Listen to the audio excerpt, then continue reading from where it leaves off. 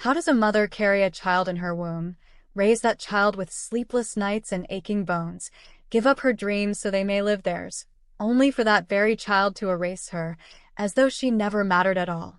That is the question I ask myself every morning when I open my eyes in this quiet house of mine in Scarsdale. And I asked it with a heavier heart than ever on October 15th, my 72nd birthday. A day when not a single call came, not a single card arrived, not even a text message that said, "Happy birthday, Mom." I sat in my kitchen that morning with a cup of coffee that had long gone cold, staring at my phone like a young girl waiting for her sweetheart to write. Can you imagine? At 72 years old, still waiting, still hoping, still praying for a sign of love from the very family I once held together with my bare hands. The only soul who knocked on my door was Mrs. Chen, my neighbor. Sweet woman, always so kind. She brought over her usual casserole, not knowing what day it was. To her, it was just Tuesday. To me, it was the day that reminded me how forgotten I had become. The mailman smiled, slipped the envelopes into the box, and went on with his route. No one knew it was my day except me. Before I go any further, let me pause to speak to your heart. May God bless you wherever you are listening to me right now. May He ease your aches, whether they are in your bones or in your spirit. May He grant you peace in the morning and rest in the night. And please join our family by subscribing, and in the comments, tell us where you are watching from. You matter here. Your story matters here. Now let me return to mine. The October air had settled deep in my joints, making my fingers stiff with arthritis. These same fingers once juggled 3 jobs so my Rebecca could finish college. These same fingers signed the loan papers that helped her and her husband buy their first home. These fingers changed diapers, cooked dinners, sewed torn school uniforms, and wiped tears from little cheeks. Yet that morning, they trembled as I hovered over her name in my phone. I asked myself, should I send her a message? Will it make me look desperate if I remind her what day it is? The pride in me resisted, but the silence was too heavy to carry alone. I typed into the family group chat, nothing dramatic, just a whisper of love. Hi everyone. Hope you're all having a wonderful day. Thinking of you all with love. The moment I pressed send, shame washed over me. I thought to myself, Margaret, you are begging for crumbs of attention, and you should not have to. But within moments, a reply came. My heart leapt, thinking, at last, they remembered. It was from Rebecca, my daughter, my firstborn, the baby I once rocked to sleep every night when her father left us, the child I sacrificed everything for. Her message said, Mom, we've talked about this. We just need some space from you right now. Please don't reach out to us anymore at all. We need time to process everything. Space? Time to process? What sins had I committed, except to love her too much? I read it again and again, until my tears blurred the words. And before I could even set the phone down, my son-in-law David, yes, the man I fed every Sunday at my table, the man I loaned money to when he lost his job, the man I babysat for so he and Rebecca could travel, pressed the little thumbs-up button. He liked her message. That small gesture crushed me more than the words themselves. It was as though he said, yes, get rid of her. Yes, she is nothing. Yes, you are right to push her away. I looked around my kitchen, and every corner mocked me. The nook where I helped my grandson Timothy with his homework just last year. The counter where Rebecca once sat, pouring her marriage troubles into my ears while I stirred her favorite soup. The doorway I used to stand in, watching for their car every Sunday, so dinner would be ready the moment they arrived. All those moments now felt like illusions. I walked into my living room, where photographs still covered the shelves. Rebecca's wedding, half of it paid with my sweat and savings, though her in-laws claimed the glory. My grandson's graduation, where I stood alone as the only grandparent to show up. Sophie's dance recitals, every one of them attended, even when my back screamed in pain. I pulled out one photo I had hidden away since Harold's funeral. Rebecca at 18, clinging to me after her high school graduation, whispering, I don't know what I'd do without you, Mom. You're my hero. My hero. Those words felt like ashes on my tongue now. That night, as the grandfather clock struck 9, I sat alone and wept like I hadn't wept since Harold passed. But between the sobs, a thought began to rise in me. My husband always told me, Maggie, you're stronger than you know. Don't let anyone, not even the ones you love, make you forget that. And that night, I whispered back to him through the stillness, maybe it's time to remember who I really am. Because that cruel message, that little thumbs up, was not the end of my story. No, my dear ones, it was only the beginning. You know, when a woman sacrifices her youth, her health, her very peace of mind for her children, she doesn't expect medals or parades. No, all she expects is respect. A simple call, a smile, maybe a warm "thank you, Mom." But I suppose respect is too costly for some children, even when they've been given everything freely. I raised Rebecca alone from the time she was 3 years old. Her father walked away without a backward glance, and I carried her on my hip while working too, sometimes 3 jobs. I scrubbed floors, worked as a clerk, and even took in sewing at night to keep the lights on. I remember walking home after long shifts, my feet blistered and my back aching, but the thought of Rebecca's future gave me strength. She was my reason to keep going. When she reached high school, I took out loans so she could attend a private academy. I told myself, if she has opportunities one never had, she will live a better life. And she did. She went on to college while I worked overtime to pay the tuition. My own clothes were patched and plain, but she walked around campus in style because I wanted her to fit in, to feel like she belonged. Later, when she married David, I stood by her. I co-signed the mortgage so they could buy their first house. I paid deposits on their utilities when money was tight. Every holiday, every summer, their children were with me. I cooked, I babysat, I tutored them, I poured myself into them. Not because I had to, but because I believed family meant something. Yet on my birthday, silence. And worse than silence, rejection. But the worst blow didn't come from that cruel message. No. It came later that same evening when I opened my laptop. I thought to myself, let me see if perhaps they posted something, maybe they are distracted. Oh, how foolish I was. There it was, right on Facebook. My daughter and her family dressed to the nines, smiling in an expensive restaurant in Manhattan. Crystal glasses on the table, waiters hovering, the kind of place I could never afford when I was raising her. And there, at the center of it all, sat Patricia, David's mother, wearing a tiara like a queen on her throne. Happy 70th to the most amazing mother-in-law a guy could ask for, the caption read. David's words, with Rebecca replying, she deserves all the love. Best grandma ever to our kids. Best grandma ever. To my grandchildren. I stared at that screen until my eyes burned. My heart sank lower with every photograph. Timothy and Sophie beaming as they handed Patricia expensive gifts, Rebecca hugging her as if she were the only grandmother who mattered. And the comments, oh, the comments were the sharpest knives of all. Rebecca thanking people for their wishes, saying how blessed her children were to have Patricia in their lives. Not a word about me. Not one. I closed the laptop, but the images burned in my mind. My birthday was forgotten, while another woman's was celebrated with joy, with laughter, with reverence. I felt as though I had been replaced, pushed out of my own bloodline. And the truth settled heavy on me. They hadn't just forgotten me, they had chosen to erase me. Let me ask you this. Have you ever seen someone put outsiders above their own blood? Have you ever been overlooked in favor of someone who did half of what you did, yet received twice the honor? If you have, share your story in the comments below. Your voice matters here. And don't forget to like this video so more people can hear stories that touch the heart. That night, grief tore through me. I sat surrounded by photographs of happier times, remembering how Rebecca once clung to me and called me her hero. Those words rang in my ears, but they no longer comforted me. They mocked me. Hero. Heroes are remembered. Heroes are respected. I was neither. I wept until my body shook.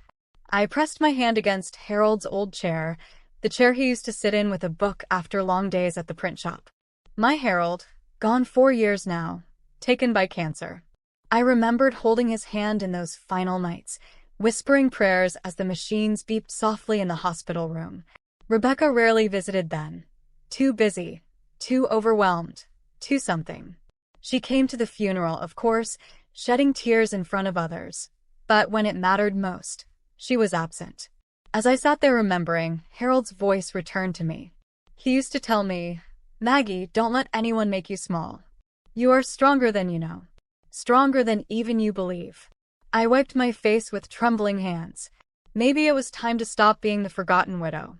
Maybe it was time to stop begging for attention like a child.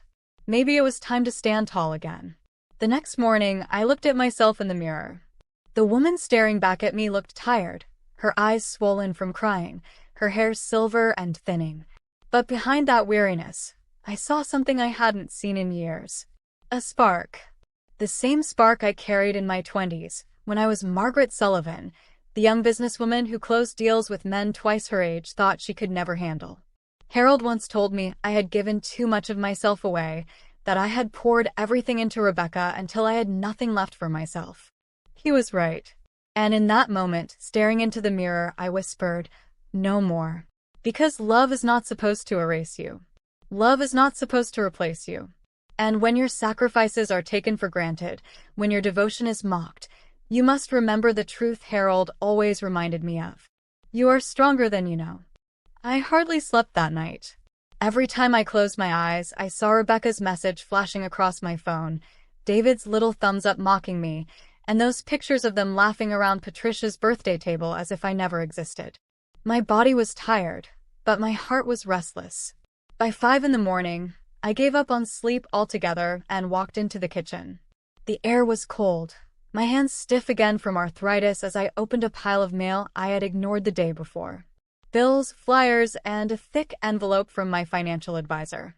I almost pushed it aside. After all, I had lived these past few years letting Rebecca and David believe I was a struggling widow who had little more than this modest house and a small pension. It was easier that way. Harold once told me, "Money changes people, Maggie. Keep it private." And so I did. But that morning, staring at the unopened envelopes, something shifted. If my family had already thrown me away when they thought I had nothing, maybe it was time they learned the truth, that I had more than enough. That their inheritance was not promised. That I was not the burden they painted me to be. Still, before I called anyone, I wanted answers. Answers to why they pushed me aside so cruelly. So I did something I had rarely done before. I sat down at Harold's old desk, opened the laptop, and created a new Facebook account under a false name. If my daughter and her husband could smile in the faces of strangers while ignoring me, then I would see what they were hiding from me. And what I found cut deeper than any message could. Rebecca belonged to a private group called Daughters of Difficult Mothers. There, she poured out her complaints about me. She called me needy. She said I clung to her family. She even mocked the way I signed my messages with love and hugs. Do you know how painful it is to see your words of affection treated like a joke? Those words were never empty. I meant everyone. Yet to her, they were nothing but material for gossip. Other women in that group encouraged her. They told her she was right to keep me away, that parents don't deserve respect simply because they raised you. One woman even wrote, "Old people become selfish and demanding. Cut the cord before she drains you dry." I leaned back in my chair, my heart pounding. Selfish? Me? After years of double shifts, sleepless nights, and giving up my own needs so Rebecca could have everything? If that was selfishness, then what word could possibly describe their treatment of me? But the betrayals didn't stop with Rebecca. David, my son-in-law, was in another group, dealing with in-laws. There he wrote about my boundary issues, claiming I didn't understand that times have changed. He even complained about Harold's funeral, saying I expected them to help with arrangements like it was some terrible burden. Imagine that, my husband's death, treated like an inconvenience for him. And the grandchildren? Oh, how that discovery broke me. Timothy, my 17-year-old grandson, had made videos with his friends on TikTok mocking grandparents.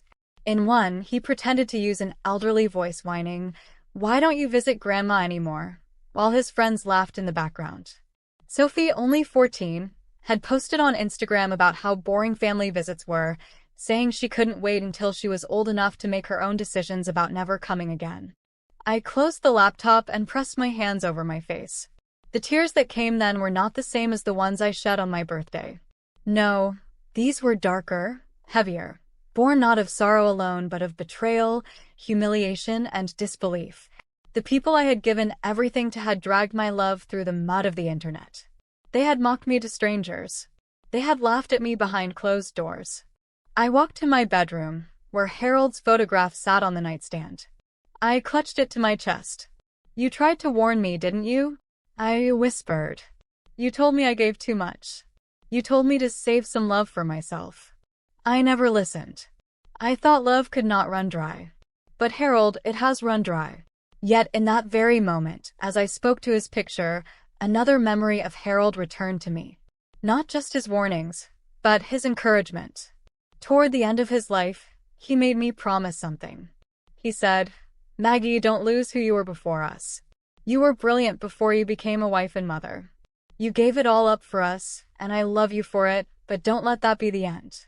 When I'm gone, remember Margaret Sullivan, the woman who could walk into a boardroom full of men and come out with the contract in her hand." That name, Margaret Sullivan, rang in my ears like church bells. I hadn't used it in decades, but it was still me. That part of me was buried, but not gone. And so I rose from my bed, wiped my tears, and whispered to Harold's picture, "You're right. It's time I remember her." To everyone listening, may your children and grandchildren never forget your sacrifices. May your love be honored while you still live, not only when you are gone. May your days be filled with respect and your nights with peace. The next day, I opened my old wardrobe. Behind the rows of cardigans and worn-out pants, I found the garments I had not touched in years. Power suits, silk blouses, Italian shoes, clothes that carried the scent of the boardroom, not the kitchen. I held one up against me in the mirror. The navy blue suit I once wore to close $1 million deal. To my surprise, it still fit. And more than that, it reminded me of who I used to be, a woman respected, a woman who commanded her own life. I picked up the phone and scrolled through old contacts until I found a name I hadn't dialed in years, Robert Hendricks. An old colleague, now running his own financial firm. My finger hesitated over the call button. But Harold's words rang in my head, "Remember Margaret Sullivan." And so I pressed. "Robert Hendricks speaking," came the familiar voice. "Robert," I said, steadying my breath. "It's Margaret. Margaret Sullivan." There was a pause, then a laugh of recognition. "Maggie. My goodness, it's been ages. I was so sorry to hear about Harold. How are you holding up?" "I've been better," I admitted. "But Robert, I think it's time I stopped surviving and started living again. And I need your help." We spoke for nearly half an hour. By the time I hung up, I had an appointment with him the very next day. Not as Harold's widow begging for crumbs of guidance, but as Margaret Sullivan, ready to take control. That evening, I did something I hadn't done in years. I cooked myself a proper meal, not something frozen, not something quick. Salmon with roasted vegetables and a glass of good wine Harold had once set aside for special occasions. As I ate, I realized this was indeed a special occasion. Not because of what I lost, but because of what I was reclaiming. The woman who had been pushed aside, mocked, and treated like a burden was gone. Rising in her place was the woman Harold always believed in. The woman I had once believed in myself. That night, I didn't cry. I planned. The morning I walked into Robert Hendricks' office, I felt as though I was stepping out of the shadow of grief and into the light of who I had once been. I wore my navy blue suit, polished shoes, and a scarf Harold had bought me during our trip to Paris years ago. For the first time in a long while, I didn't feel invisible. I felt like Margaret Sullivan again. Robert rose from behind his polished desk, a smile spreading across his face. "Maggie, that suit, you haven't changed a bit. Reminds me of the old days." I sat across from him, straightening my back. "Robert, I didn't come here to reminisce. I need to know exactly what Harold left behind and what it all means for me." For over an hour, Robert went through documents, charts, and balances. By the time he was finished, I sat staring at numbers that seemed almost unreal. My Harold, who always appeared so simple and modest, had been wiser with money than anyone knew. Between his insurance policy, the sale of his business, investments, and properties, my net worth stood at more than $3,400,000.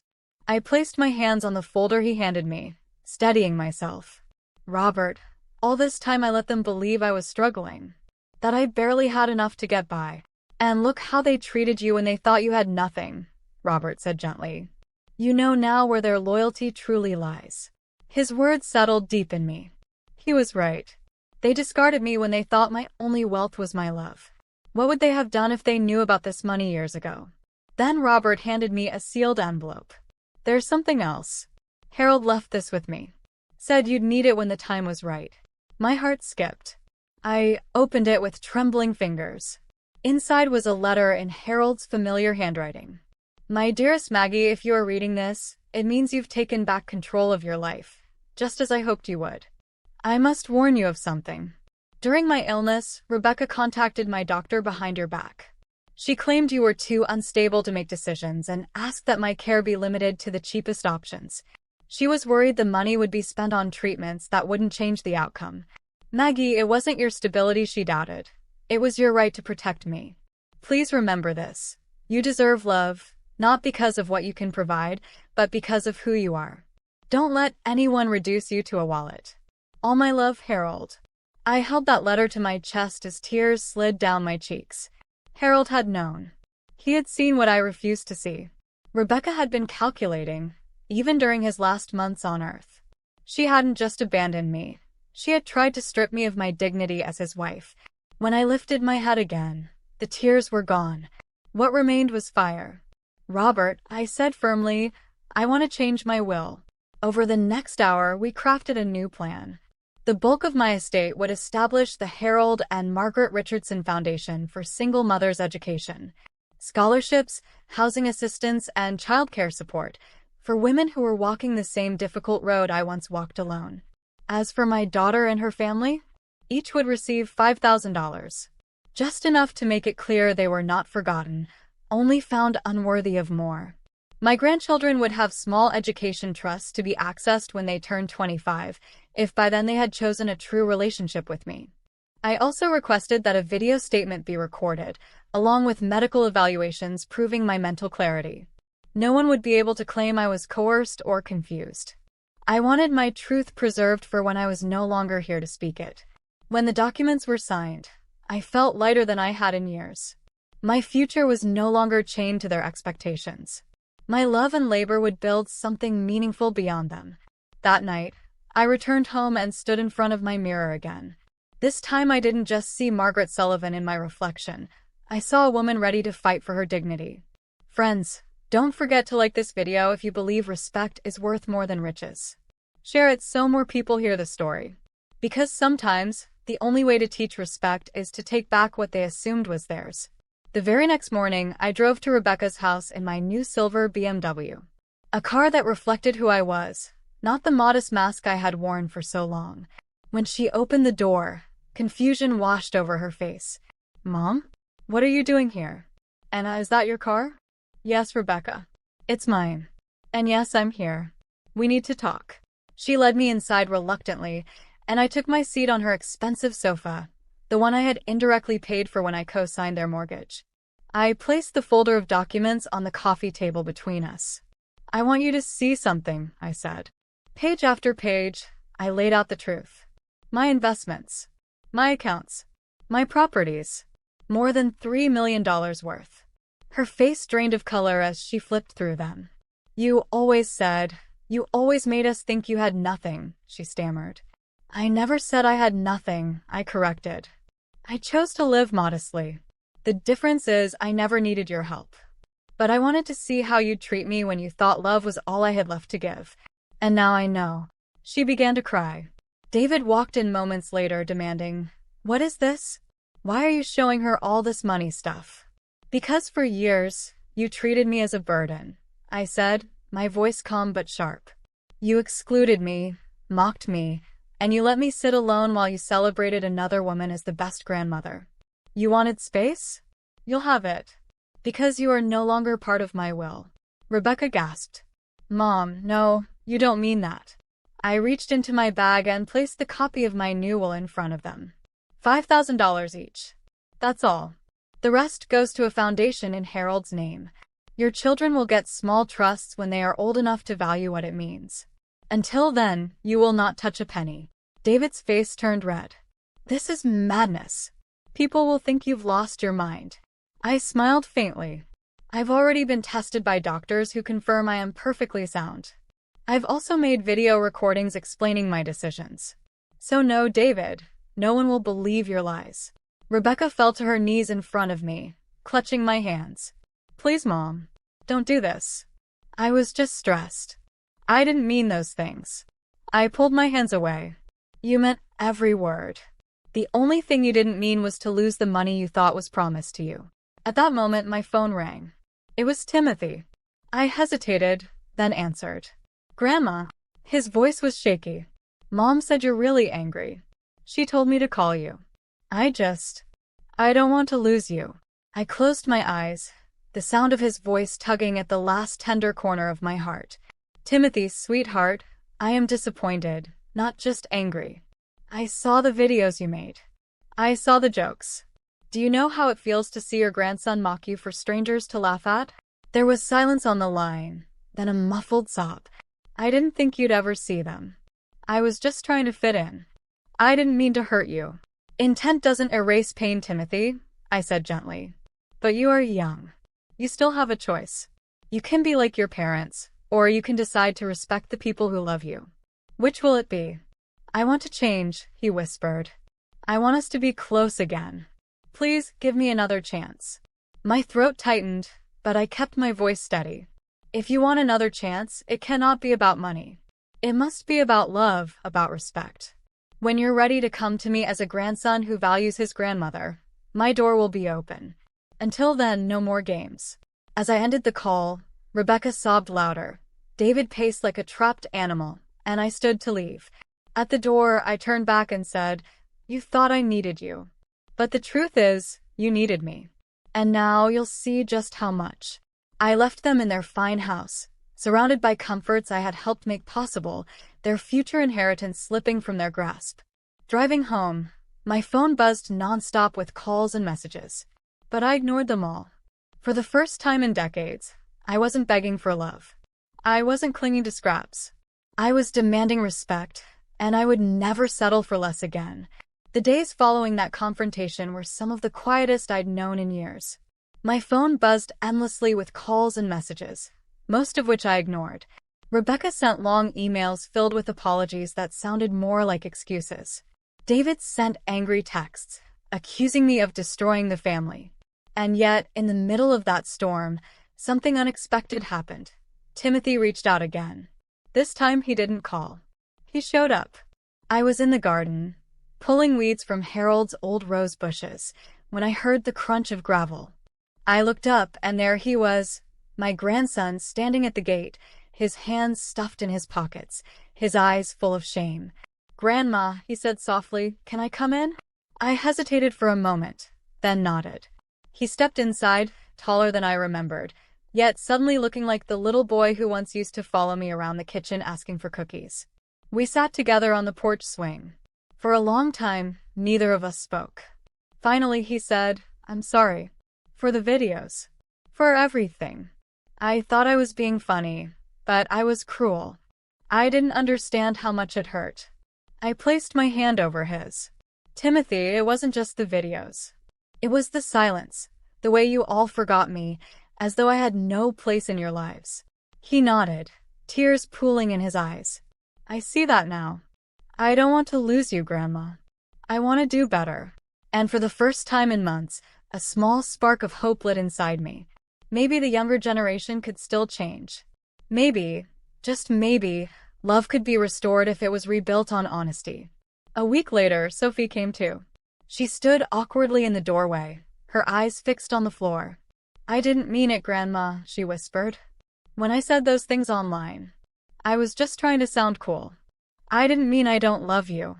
I looked at her, my granddaughter, still so young, still finding her way, and I saw Harold's eyes in hers. I opened my arms, and she rushed into them, sobbing against my shoulder. Words matter, Sophie, I said gently. But so does forgiveness. If you're willing to work for a real relationship, my door will always be open. In that moment, I felt the weight of years lift off me. Not because everything was fixed. It wasn't.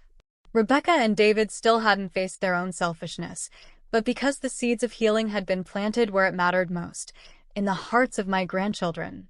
With them by my side, I no longer felt discarded. I felt needed again, not for my money, but for my love, my wisdom, my presence. And as those relationships began to mend, I found myself embracing someone I had buried long ago, Margaret Sullivan. I started attending luncheons with Robert and old colleagues. I rejoined the Women in Business Association I had once helped establish. The first time I walked into that conference room again, wearing a sharp suit and holding my head high, I felt years melt away. People greeted me with warmth, remembering not just Harold's widow, but the woman who once commanded respect in the boardroom. At 72, I was no longer hiding behind the image of a forgotten grandmother. I was living as a whole woman. Widow, mother, grandmother, yes, but also leader, builder, mentor. And life, as it often does, surprised me with something else. At one of those luncheons, I reconnected with Charles Morrison, a widower I had known decades earlier. His wife had passed years ago, and he had poured himself into charity work since. We shared coffee after the event, and then dinner. His conversation was easy, his laughter warm, his presence comforting without being overbearing. I am not a young woman, and I don't believe in fairy tales. But I do believe in companionship. And as Charles walked me to my car one evening, he said, "Maggie, I always admired your strength. Harold was a lucky man. If you'll allow me, I'd like to spend more time with you." I smiled, feeling a gentle warmth in my chest. Charles, after all I've been through, I've learned never to say never. I don't know what will come of it. But I do know this: I am not done living. To everyone listening to my story, may your children and grandchildren never forget your sacrifices. And may you, dear listener, rise like a phoenix from your own trials. May your pain become wisdom, and your wisdom become the strength that guides your family for generations. Before I close, I want to leave you with this. Relationships must be built on love, not on inheritance, not on what someone thinks they can gain. I have learned that the hard way. And if my story has touched you, I ask for one small thing. Subscribe for more stories, share this story with someone who needs to hear it, and don't forget to comment where you're joining us from. Until next time, stay blessed.